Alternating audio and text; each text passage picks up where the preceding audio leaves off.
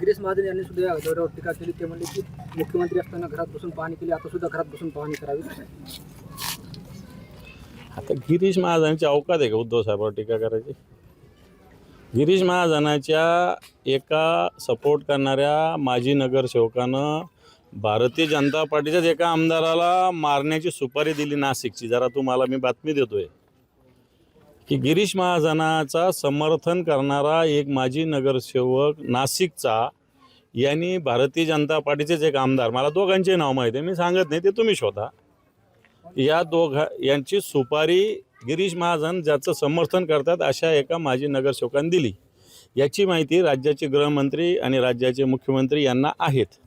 मला असं वाटतं गिरीश महाजनाने आधी याचा तपास करावा. कोण हा नगरसेवक, यांनी काय ही सुपारी दिली होती, त्याच्यावर कारवाई करावी आणि नंतर आमच्यावर टीका करावी. साहेब, ॲडव्होकेट आसिम सरोदे याची सनद जी आहे 3 महिन्यासाठी रद्द करण्यात आली. सार्वजनिक कार्यक्रमात न्यायव्यवस्था, राज्यपाल, विधानसभा यावर जे बोलले त्या संदर्भात हा निकाल लागला. मला असं वाटतं हा निकाल नाही लागलेला, एक कोणती तरी आपला जो विवेकानंद घाटगे अध्यक्ष होते. आपली जी काउन्सिल आहे, बार काउन्सिल, याची कोणती समिती होती, यांनी हा निकाल दिला आहे. मला असं वाटतं यांनी निकाल देऊन काही होणार नाही. राज्यपालावर टीका करू नये का? राज्यपाल छत्रपती शिवरायांचा अवमान करतात. राज्यपालांनी 12 आमदार निवडायचा निकालाला विलंब केला तर बोलू नये का राज्यपालांना? विधानसभा अध्यक्ष सुप्रीम कोर्टाचं ऐकत नाही म्हणून बोलू नये का?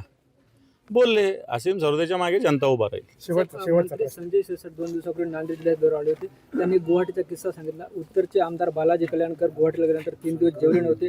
ते इमारतीतून उडी खाण्याच्या तयारीत सुद्धा होते, असं सुद्धा सांगितलं.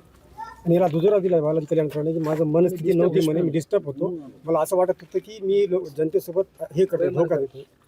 मला असं वाटतं आपल्या मनाचं, आत्म्याचं आवाज थोडा का होत नाही तेव्हाच त्यांना ऐकू आला. पण तो शेवटी गद्दारी तर केली ना. बालाजी कल्याणकर असो की संजय शिरसाट असो, शेवटी गद्दारच आहे ते लोक. ज्या शिवसेनेने बालाजी कल्याणकर याची क्षमता, आम्ही दुसरा शब्द नाही उच्चारत, काय आहे बालाजी कल्याणकरांना स्वतः माहिती. तसं असताना शिवसेनेमुळं ते आमदार झाले आणि मला वाटतं असं झाल्यानंतर त्या माणसाचा आत्मा त्याला सांगतच असेल की आपण चूक करतोय, असंच त्यांना वाटलं असावं म्हणून ते संजय शिरसाट किंवा बालाजी कल्याणकर बोलले असावे.